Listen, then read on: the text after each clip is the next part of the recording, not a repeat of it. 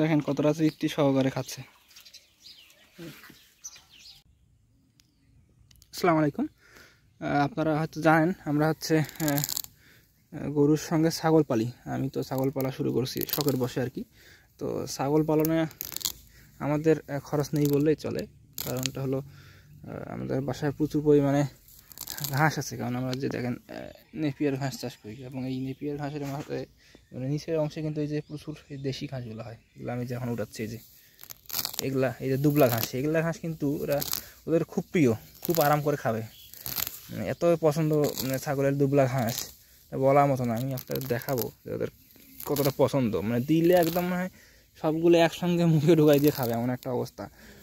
আর দানাদার দেওয়া হয়, সকালবেলা দানাদার দেই। তো দানাদার ওদের জন্য আলাদাভাবে কিনতে হয় না, কারণ গরুর জন্য তো আমরা কিনে থাকি, গরুর জন্য ভুসি কিনি। আপনার বাসায় কম ভুট্টা থাকে, সে ভুট্টা ভাঙা সেগুলো দিই। তো সেরকম মানে ওদের জন্য আলাদাভাবে কোনো কিছু করা হয় না, গরু লালন পালন করা হয়। গরুর সঙ্গে আর কি ও ছাগল আর কি বোনাস।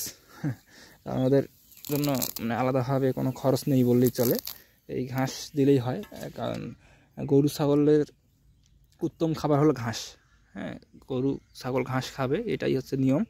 আর ঘাসের মধ্যে যেহেতু সকল প্রকার পুষ্টি উপাদান মহান আল্লাহ তাআলা দিয়েছেন, ওই জন্য আলাদাভাবে কোনো কিছু লাগে না যদি আপনি পর্যাপ্ত পরিমাণে ঘাস খাওয়াতে পারেন।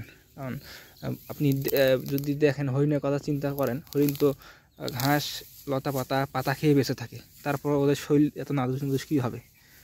কারণ আল্লাহ তাআলা সৃষ্টি করেছেন এই ওদেরকে তৃণভোজী হিসাবে। তৃণভোজী বলতে ওরা ঘাস লতা পাতা আঁশ জাতীয় খাবার এগুলো খাবে। কিন্তু লালন পালন করার সাথে বা ঘাসের অপর্যাপ্ততার কারণে আমরা আর কি এই দানাদার আমাদেরকে দিতে হয়। আর যদি আপনি প্রচুর পরিমাণে ঘাস খাওয়াতে পারেন তাহলে কিন্তু আলাদাভাবে আপনার দানাদার খরচ লাগবে না, কারণ ঘাসের মধ্যে সকল পুষ্টি উপাদান আছে। দুধ যেমন সুষম খাবার, সেরকম ঘাস হলো সুষম খাবার তৃণভোজী প্রাণীদের জন্য, গরু ছাগলদের জন্য আমাদের এই জন্য ছাগল পালনে খুব একটা বেশি খরচ হয় না। কারণ সারাদিন এই ঘাস খায়, একটু একটু করে দেই, এই ঘাস খাবে।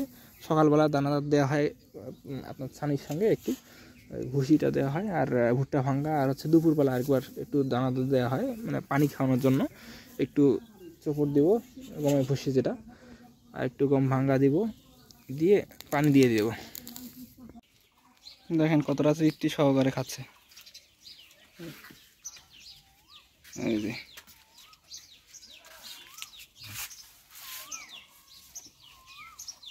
দল বল নিয়ে সবাই